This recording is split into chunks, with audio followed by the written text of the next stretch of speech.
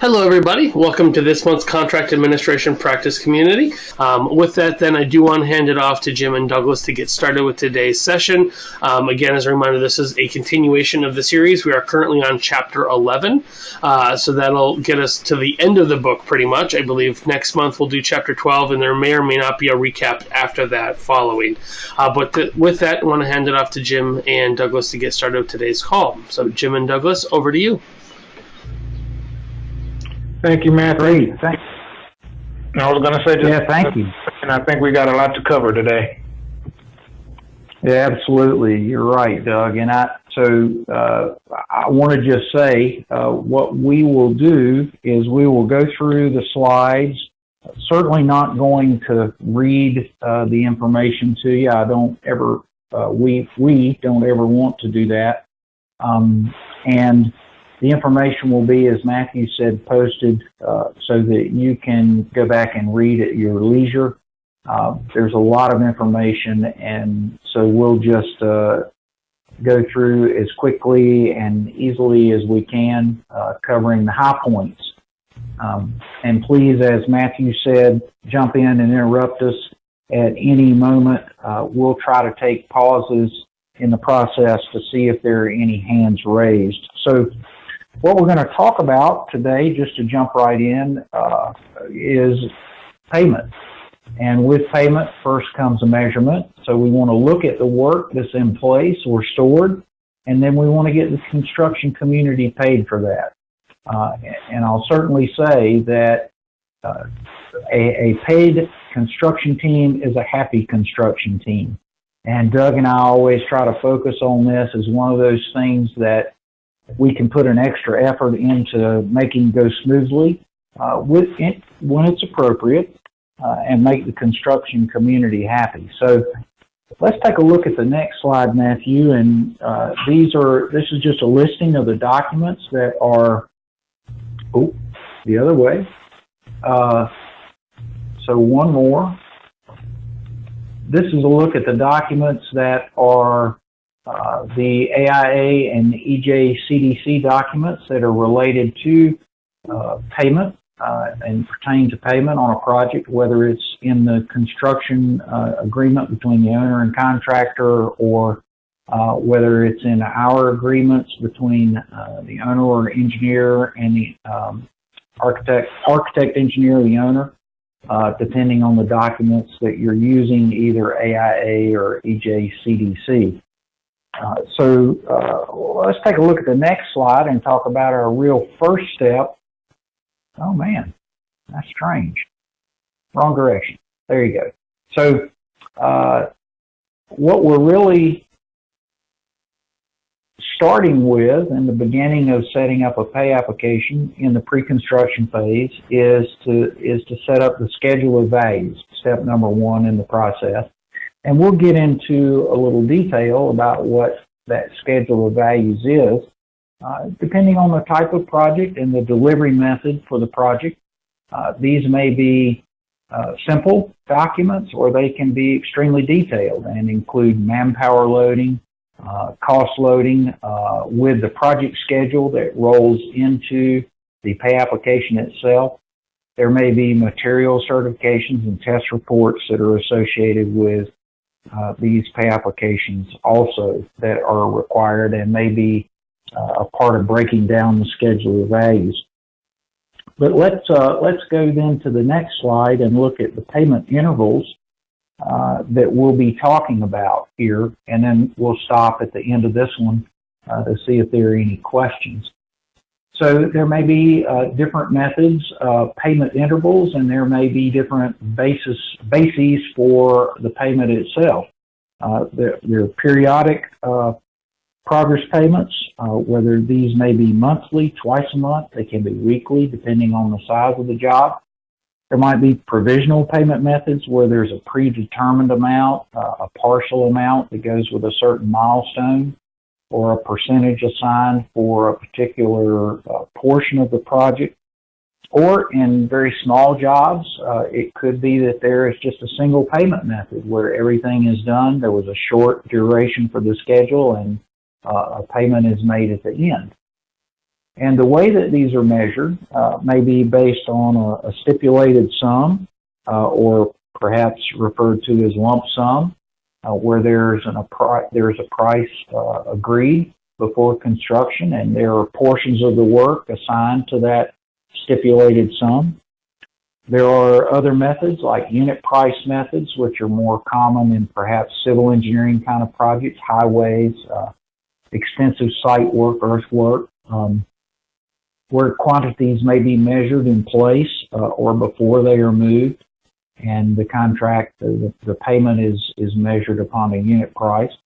And there are also cost plus fee types of methods where there's a quantity and a cost associated with that, where the contractor is paid for actual labor, equipment, materials, and et cetera. So let me pause and give Doug a chance to jump in and add anything, and Matthew to see if we got any hands raised. Jim, I'll just add real quick that the type of payment method, whether it's going to be a unit price or lump sum or cost plus, is typically determined between the owner and the contractor when they're negotiating their contract. I would advise designers to at least let the owner know what their preference is. An owner may just have a typical situation where they always do one way or another, but you should probably provide your input, especially if it's a situation, if they're doing a method you're not familiar with, or if it's going to involve you having to do more over and above what you normally would contract for. So while that's typically an owner-contractor arrangement, I think that you can have some input into how and which method is going to be used. Matthew, do we have any hands raised? Any questions coming in? Nothing that I can see so far. So, as is usual, they start off quiet and come up with a bunch of questions by the end. Very good. Well, let's go to the next slide and talk about first some our contractual responsibilities, and we'll talk about those for a couple of slides here, but it's very important, and we try to dwell on this in these conversations.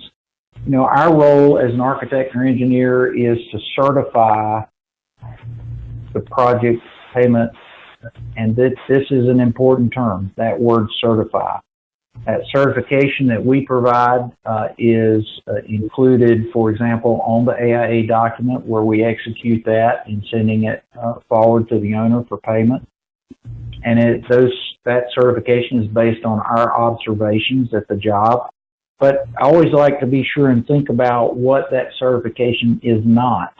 Often in our business, it's important to know what is not happening as much as it is what is happening.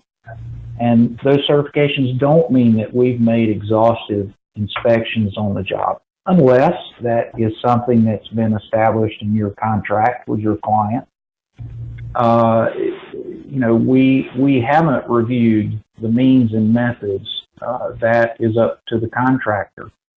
We haven't reviewed requisitions of the subcontractors and suppliers in any sort of a detail to use those as a process for certification. And we haven't determined factually what the disposition is of any previous payments. The contractor is certifying to these things, but it is not our intention to certify to these particular items. So let's go to the next slide and break down a little bit what that contractual responsibility is. First, based on the fact that we're totally familiar with the contract documents and the payment provisions that are in those contract documents, then what is supposed to be happening? Well, first, to begin, the contractor has put together an accurate request, and they submitted that to us. It's within the times established within the contract documents. It includes the appropriate documentation. It includes what they intend to pay to their subs and suppliers. and it is accompanied with the appropriate paperwork that our contracts require. For example, sometimes release of liens, release of claims documents are attached to and submitted with these requests for payment. What is it that we're doing? We're certifying the amount based on our observations of what's going on the site. We're, representing that the contractor is entitled to payment, and that the information that is included in that, as far as percentages of completion and the amount of payment, is fair and accurate. And what is the owner supposed to do? They're supposed to pay. That's the important step in the procedure for them. That based on what we've certified within the time that is allowed in the contract, that they make payment to the contractor, and that then they receive title or ownership of the work based on that payment. It's important that it does not necessarily constitute acceptance of the work, and we'll touch on that some a little later, but those are the basic rudimentary contractual responsibilities in the payment process. Doug, anything you want to add to that? No, nothing to add. Okay. Well, Matthew, let's look at a little more detail in the next slide at the schedule of values. And just jump in there and stop us if somebody raises their hand. We do have a question as well as a hand raised. So I'll start with a question first here from Hassan. He says, some states have public bid laws that provides for a contractor to demand 50% of the retainage withheld at the 50% attainment of the status of the project. Thereafter, the retainage can be reduced by 50% for the remainder of the project. These provisions are subject to the architect's opinion and recommendation. However, the rules do not stipulate what should constitute an architect's opinion or recommendation. What should constitute an architect's opinion, I guess, in your mind? Jim, I'll start. The AIA documents have a provision in them that is similar. At 50% of completion of the work, the owner has the option of, and I think the way it's worded is that they no longer will take retainage out of the future pay apps, so that by the time you're at the end of the job, you are, if you started with a 10% retainage, by the time you're at the end of the job, you're at 5%. So you take retainage up to 50% of the work at 10%, and then if the owner's in agreement, when you hit that 50% mark, then the future pay apps, there's no retainage taken out. And then at the end of the job, you end up with a net of 5% retainage. Per the AIA documents, it's an owner decision based on recommendations of the architect. And my experience has been, if I've got a contractor that is doing a good job and there are no issues going along, I have no problem with recommending to the owner at 50%, don't withhold any more retainage. Typically, it's a request made by the contractor, and then the owner, and then the architect will comment to the owner, and the owner makes the final decision. If I've got a situation where the project is behind, or there's a lot of work that needs to be corrected, or there's any kind of issues like that, then my recommendation to the owner is going to be, no, don't reduce retainage. We need to keep retainage throughout the course of the project.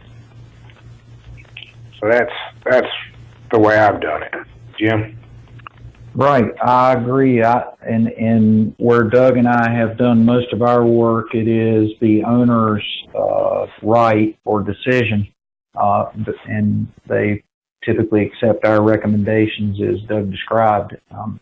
There have been some changes, and I'll address in some bid laws that I'm familiar with, where there are perhaps portions of the work where we are required to release the retainage early. For example, the steel package.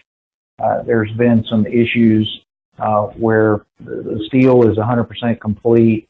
There's nothing that's going to be changed about that down the road in the project, and some of those bigger subcontractors have had the success to lobby for not litigation, but legislation to release their portion of the retainage so that they are fully paid for the job, rather than perhaps on a 2-year project that steel work still has a portion of retainage withheld. So I guess the point is to be sure about the retainage laws, and we'll touch on retainage a little later, that you're aware of what the retainage requirements, certainly in the contract documents, but also in the area where you're practicing. Are there any others, Matthew? Any questions? Oh, you got a hand raised. Yeah, there was just a follow-up to the statement that was made that said, what is the purpose of retainage? But I think we'll probably hold off on that one until we get to that part of the slides. Right.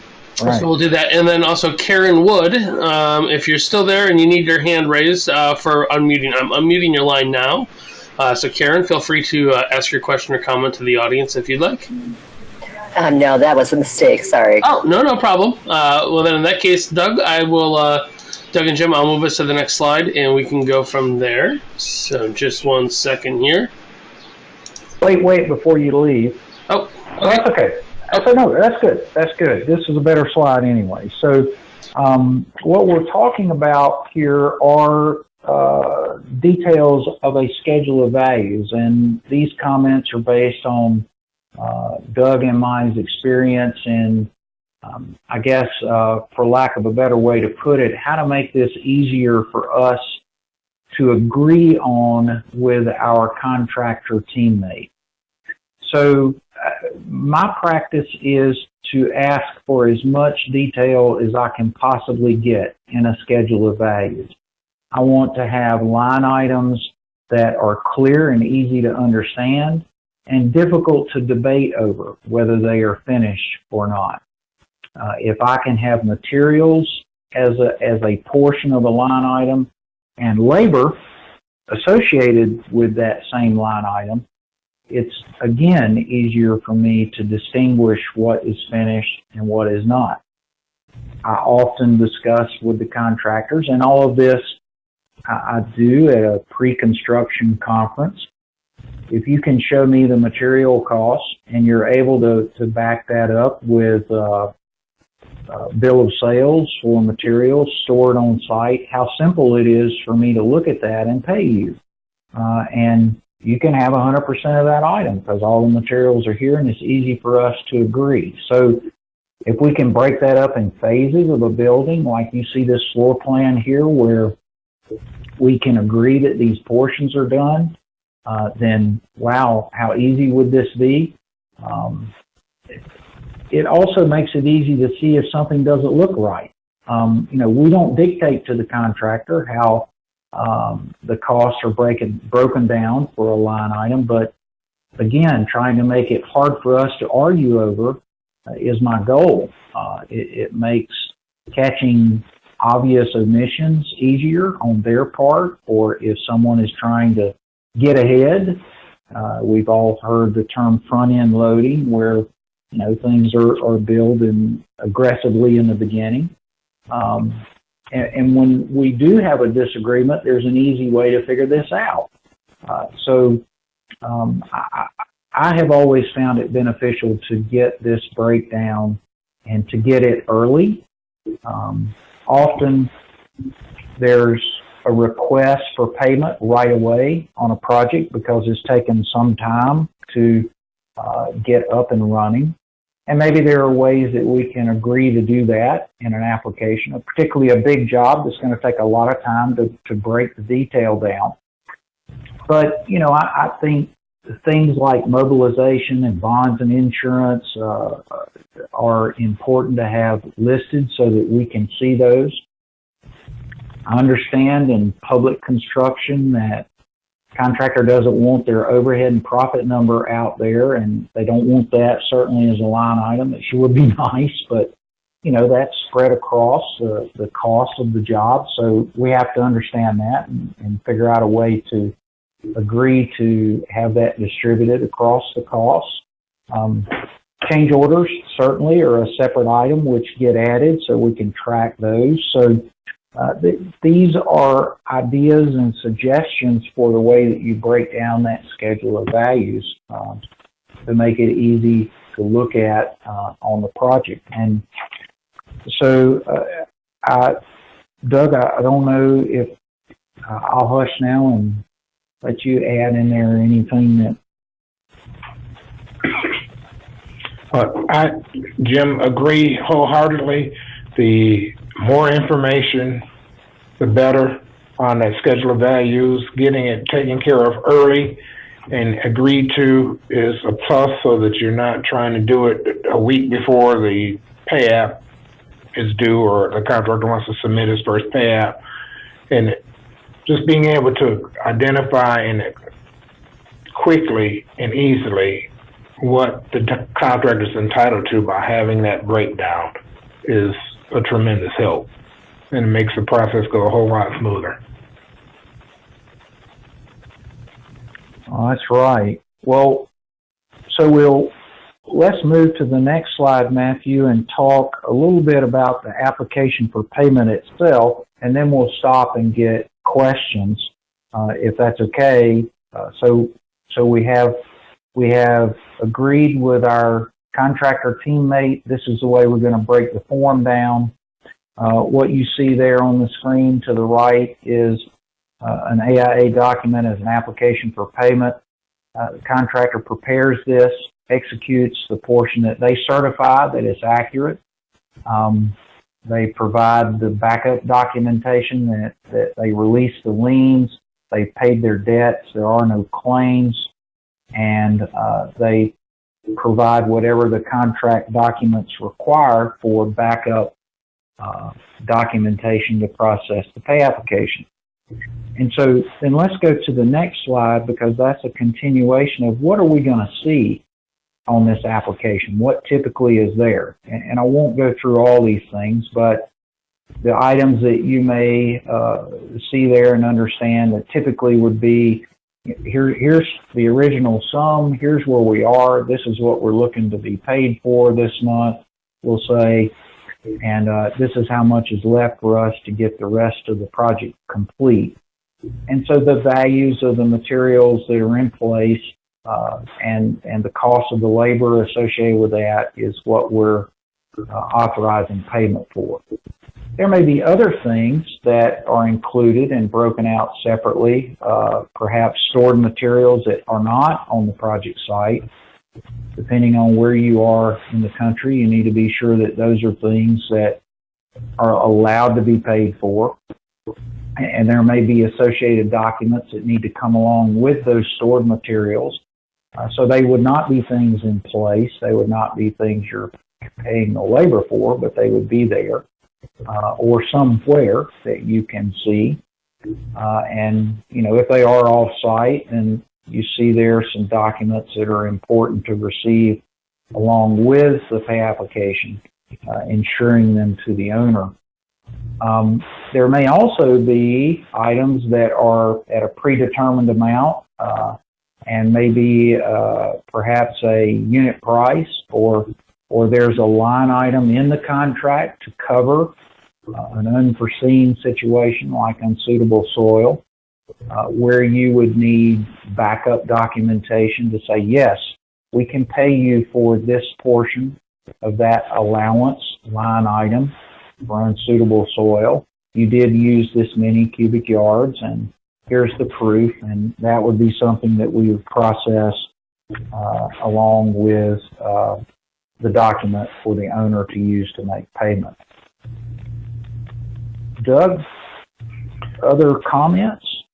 Following up on your last comment, I have seen some contractors that will intentionally not put allowances on the schedule of values. If you have some allowances in your contract documents, in the hope that you will forget about them, and then at the end of the job, they billed 100% of the work and have not expended all of the allowance, or in some cases, any of the allowance amount. And so it looks as though they are entitled to that 100% payment when there was actually that allowance amount there that did not get used.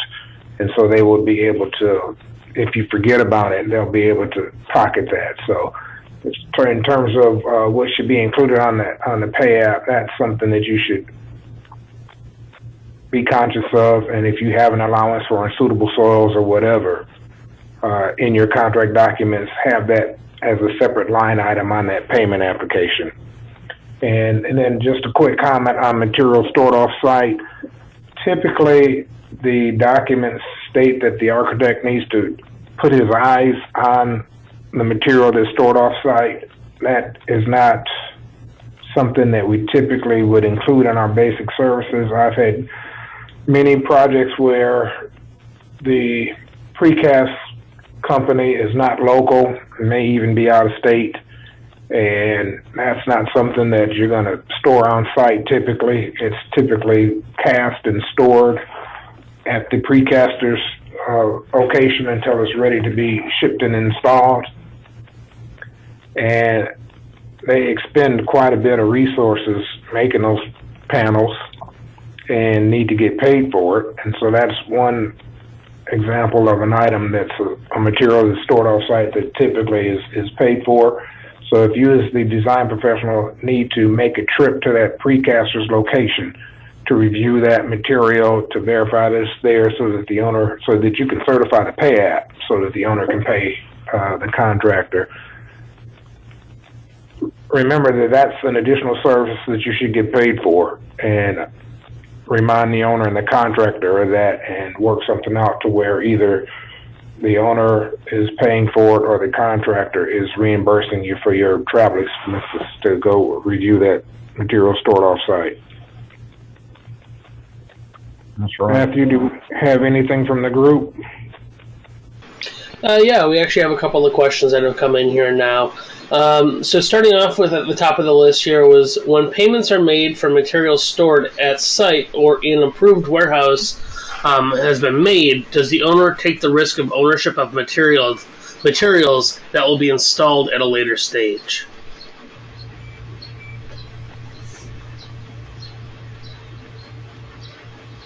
If I'm understanding the question correctly, Go ahead, Doug. and I'm going to start with material stored off-site. If I've got material stored off-site at my precaster's location and the architect's signed off on them and the owner's paid for them, the owner has ownership of that material. The risk of loss for that would still be borne by, in most cases, by the contractor. And that's typically laid out in the general conditions. It talks about requiring insurance and being in a bonded warehouse, and that that being the case, if something were to happen, because the owner owns the material, if there's a loss, the owner would be reimbursed for the material that he's paid for. And that would hold true whether it was off-site or on-site. If it's on-site, it's probably a little bit cleaner because technically the site is the contractor's until he finishes the building and the owner accepts it. So any risk of loss to materials that are on the site are borne by the contractor. And there's builder's risk insurance. There's all kinds of insurances out there that come into play that either the owner can purchase or the contractor will purchase. And you can even require it in your documents for that some of these insurances to be purchased to cover risk of loss. Sorry, Jim. I didn't mean to. No, that's great. I agree 100% with everything you said, and we will touch on in a later slide work that is paid for in place as far as payment and responsibility for that. But we'll come to that in a minute. Well, go ahead, Matthew. Is there Are there Yes, others? yeah, there were two more that were related to the storing of content. So another one came in from Karen saying, "What is meant by a bonded warehouse, and how is it different from the contractor's insurance on stored materials?"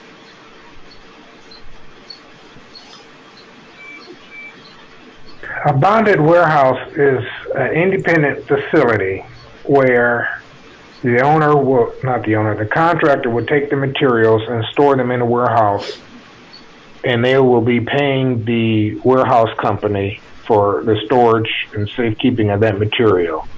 When it's bonded, it's protected by a bond, so that if there was a fire or a theft or something, then that bond kicks in to cover the loss, as opposed to the contractor's warehouse on his office site location or at his home office location. If he's got a storage facility there, he may or may not have a bond. It's not an independent entity, and trying to recover in a case where there was a loss or the contractor went out of business, you got all of the other entities that are trying to get their hands on his assets, to where if it's in an independent bonded warehouse, it's clear that it's the owner's property being kept for the owner.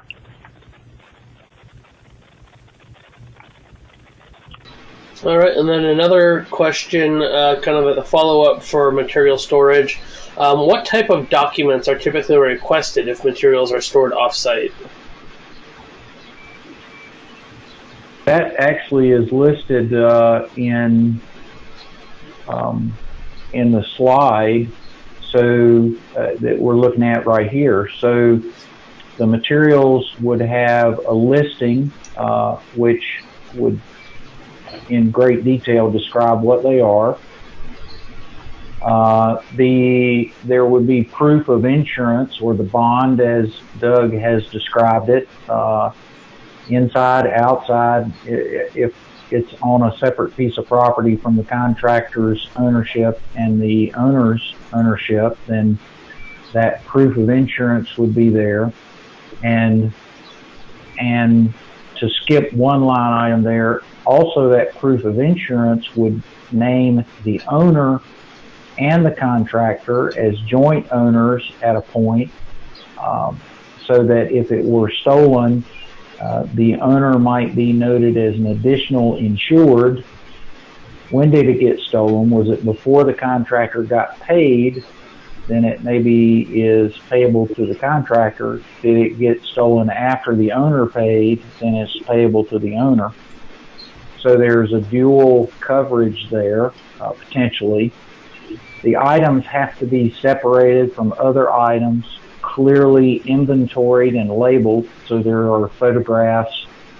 There's demarcation in the area of the storage facility, clearly marking that this belongs to the particular project. There'd be project numbers, there'd be the information about what it was actually for, and then, as Doug said, it'd be reviewed by someone other than the contractor. That sometimes can be the people who run the bonded facility. I've had that happen, or by us to go there to look at it ourselves. So those would be some of the additional pieces of information that would accompany the pay application. All right, and then we had one last question that came in here. How important, in your opinion, is the notarization of the pay application?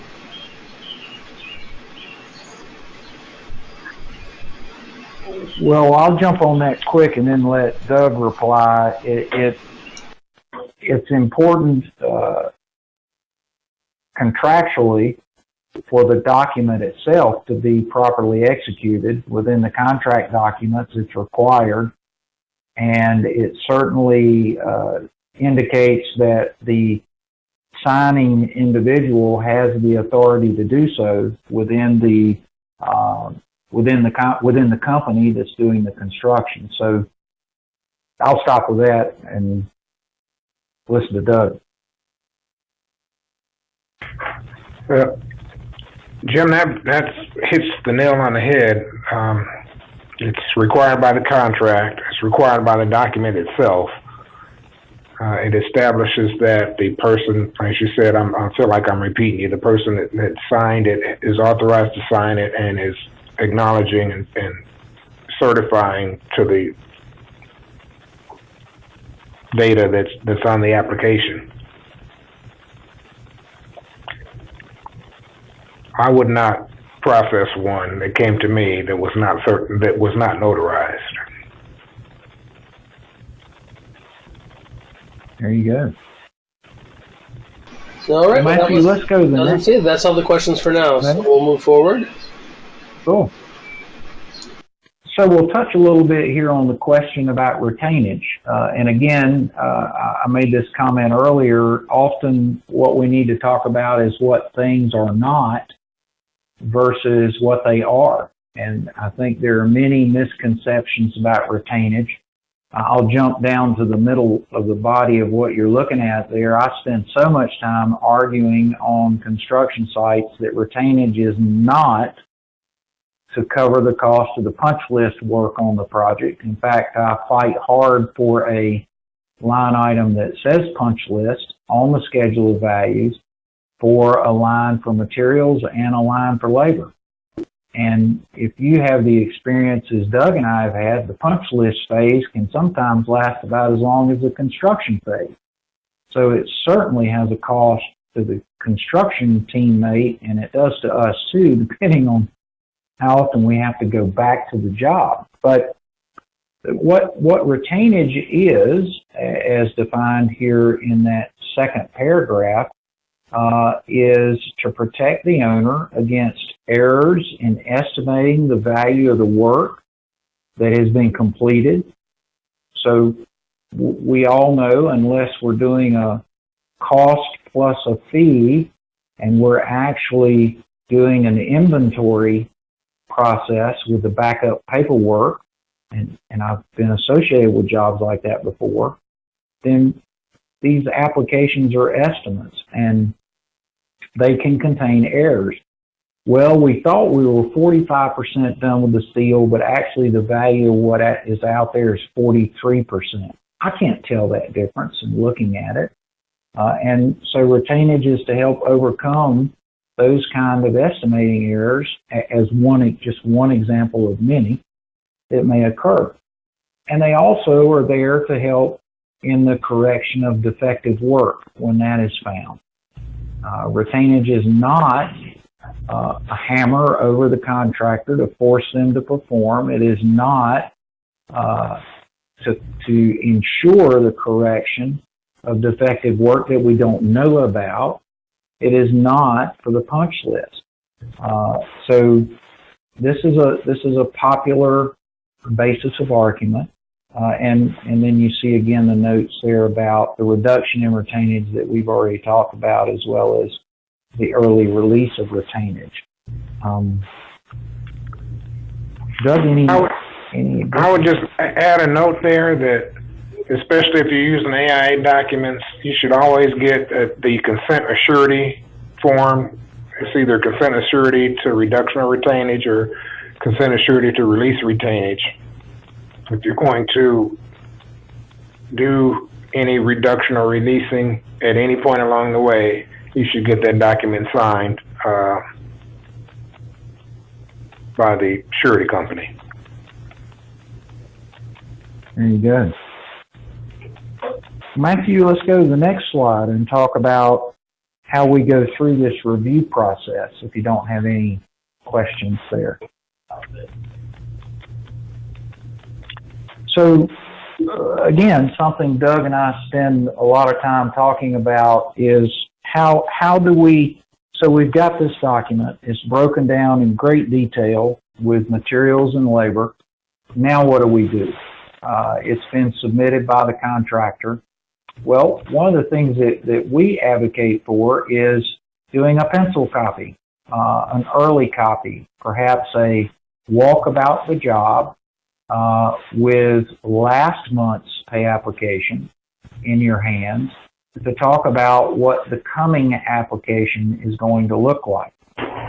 So it gives you an opportunity to discuss, to agree on, or to debate and resolve what may show up on the new application for payment. So you're looking at your schedule of values, you're looking at the amount of work that's going on, and you're able to reach agreement with the contractor in draft form before it's run through their software to create the formal application. So we advocate for this draft coming in for you to review and to agree upon before the formal is then submitted.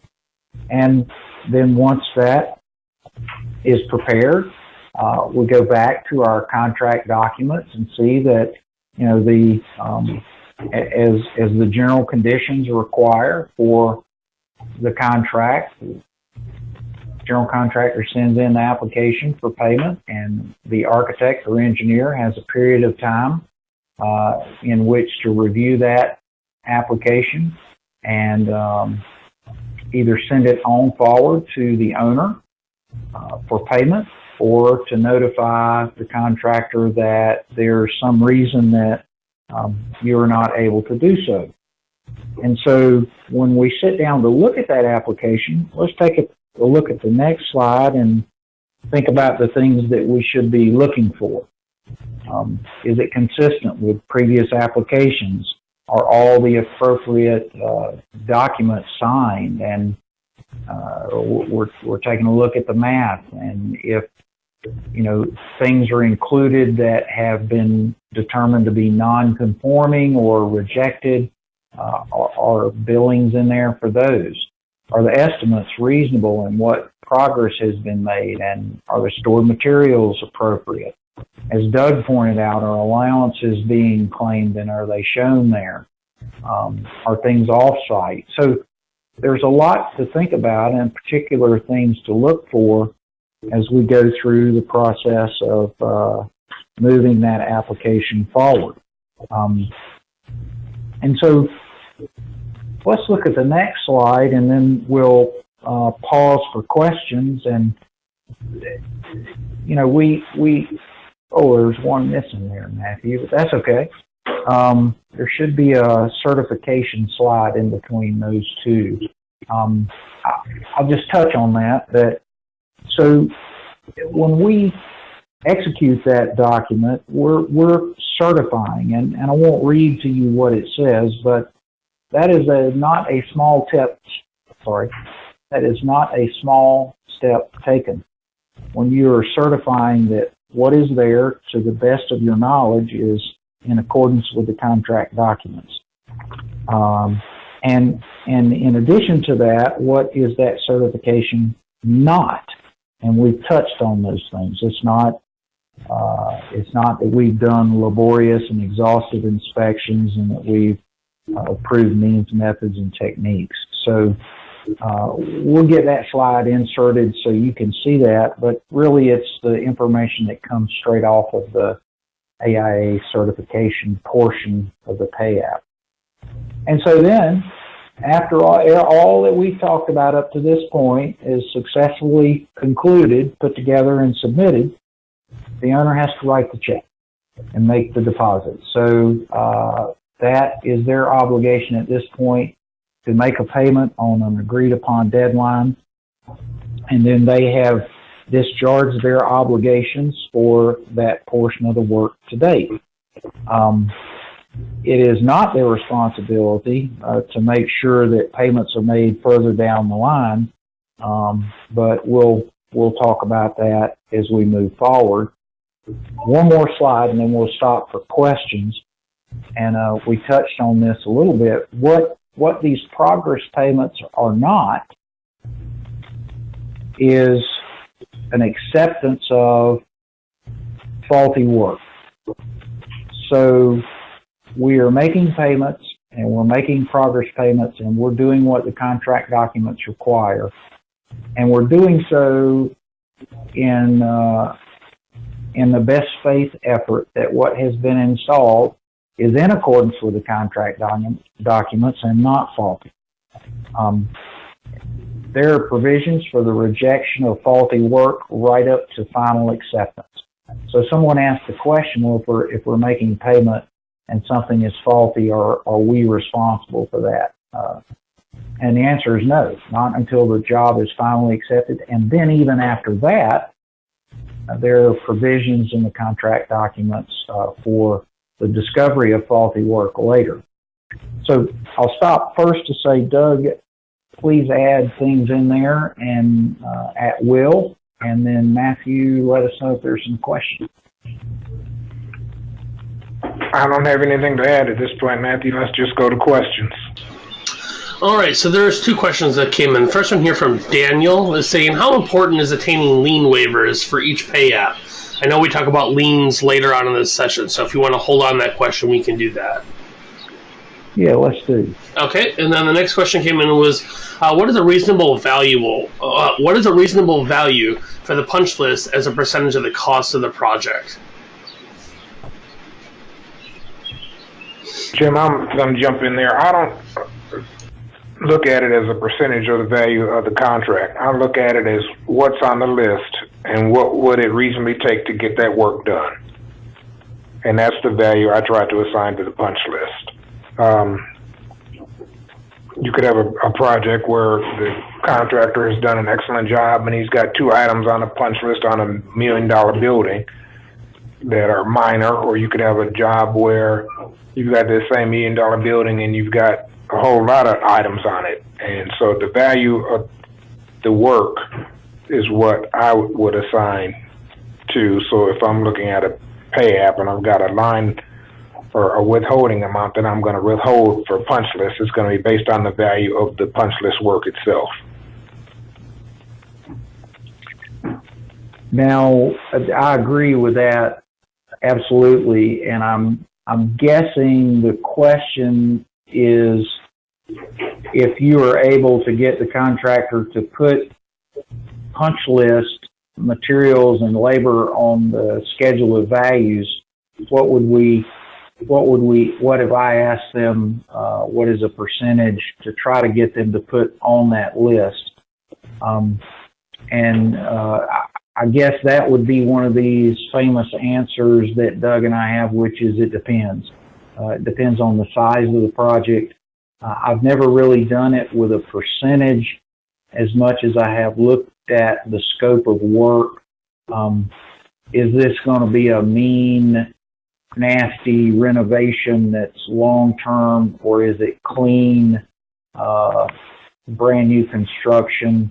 Those would be different numbers. The size of the job would make it different. I've had success in breaking it down into the phases of work, and that worked nicely. But and also, quite honestly, it depends on who the contractor is that I'm working with. This is a small business when it comes right down to it, and if I've had experiences with certain firms that I know they drag that out, I try to get more value in that punch list line item because I know they want the money.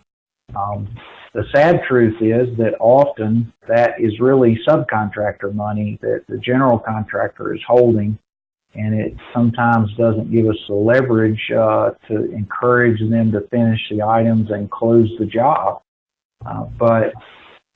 So I know that's a wishy-washy answer to the question. It really does depend on the size of the job.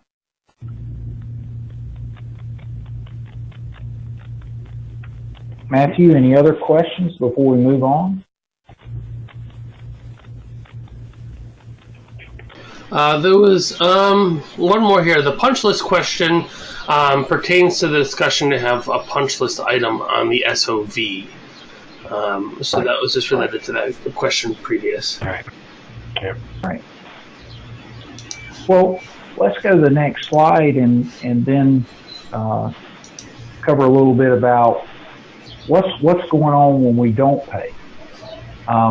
If we haven't agreed with the contractor and we can't certify the payment, what do we need to do? Well, first of all, immediately communicate that with the contractor. It's something that's required by the contract documents, and is important to communicate in written explanation of why. And we'll go to the next slide and look at some of those reasons that may exist as to why. Well, there's defective work that we've seen. There may be third-party claims that we've received notice about. I'm not going to read them all. You can see them posted there. There may be an understanding that the work can't be completed for the unpaid balance, or that there's evidence of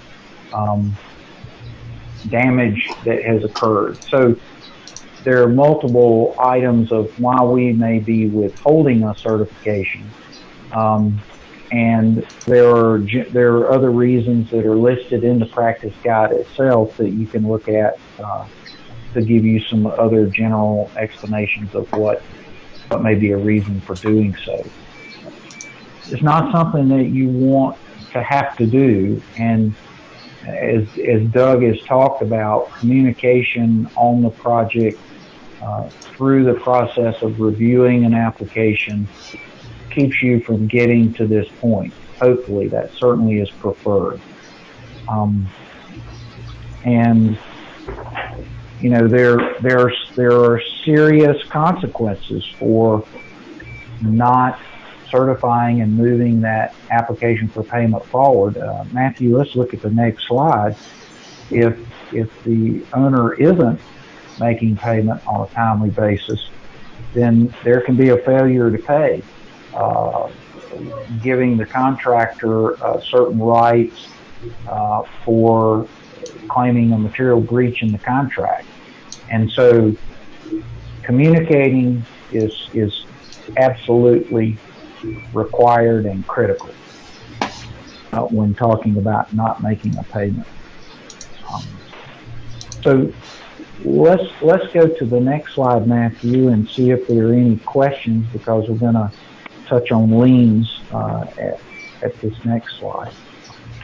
Jim, if I can jump in, I just want to add. Absolutely. The general conditions section that you had just quoted, 9.5.1, there's also a provision in there that should you subsequently discover evidence that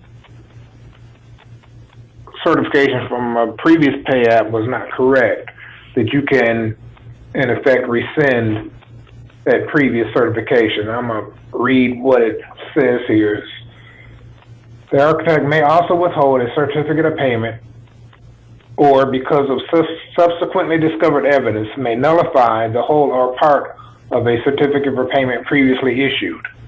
So if you happen to be in a situation where you've certified a pay app and then you later discover that the work was not to the percentage you had thought it was, or the materials were not on site that you thought were stored there, on that next pay app, you can nullify what you had done previously and get it back in line. Right. Absolutely Jim, right. With that, we are about 2 minutes away from 1. Do you want to try to tackle liens in 2 minutes, or shall we? Well, we could include that as our section. Maybe that's that's a great idea, Doug. Let's stop there. Matthew, if that's okay, we'll put this as the beginning of project closeout and come back and do that in June. Yeah, that works great. With the time we have remaining, I found the missing slide. So if there's anything you did want to share on here, I'm going to put that on the screen now. Yeah. So there you go. And then we do have a question, and Pedro, I see your hand is up as well. So if that's meant to be there, keep it up, and we can unmute your line momentarily. Yeah, let's do that. Let's go to the questions. I wanted everybody to have this slide so you can look at what we're doing when we say this is certified and what we're not doing when we say this is certified. So let's go to the questions. That'll be time better spent, and folks can look at this in their leisure. All right, so we had a question that came in here from Sunil saying how to handle a situation if contractor falsely lien release and later subcontractor notifies owner for non-payment. So I'm not sure if you want to handle that now or also keep that question for next month. Well, I'll touch real quick on something, and we can maybe talk about it in more detail next time, but I think that's a great example of what Doug was just defining about finding an issue with something that you had previously certified in a subsequent pay application. If you're fortunate and that's happening in the body of the job, not at the end, then you have, I think, relief in processing that next pay application to perhaps correct that and reduce the amount of money being paid to cover that issue. Is that right, Doug? Yes, it is correct. A contractor falsifying a lien waiver is a serious issue. And I think we might be best to deal with that next time, but that's criminal, and he is subject. In fact, I'm familiar with a situation where that happened, and the contractor ended up getting his meals free for a while and his room and board free for a while.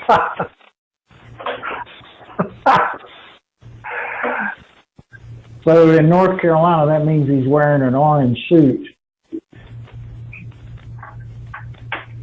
So we did also have a hand raised here from Pedro. So Pedro, I have unmuted your line. If you had a question you'd like to ask of the audience. Oh, Pedro? Okay, I'm going to mute your line in case it was just by accident. Yep, you just said no questions, so sorry about that. So with that, we do have the question from early on in the conversation that we can hold on to for next month. So Daniel, please attend next month as we'll try to get to your question about how important it is to attain lien waivers for each pay app. But with that, we are at the hour, actually a minute over. We look forward to seeing everybody next month. And with that, you may disconnect and go about the rest of your day. Jim and Doug, thanks everyone.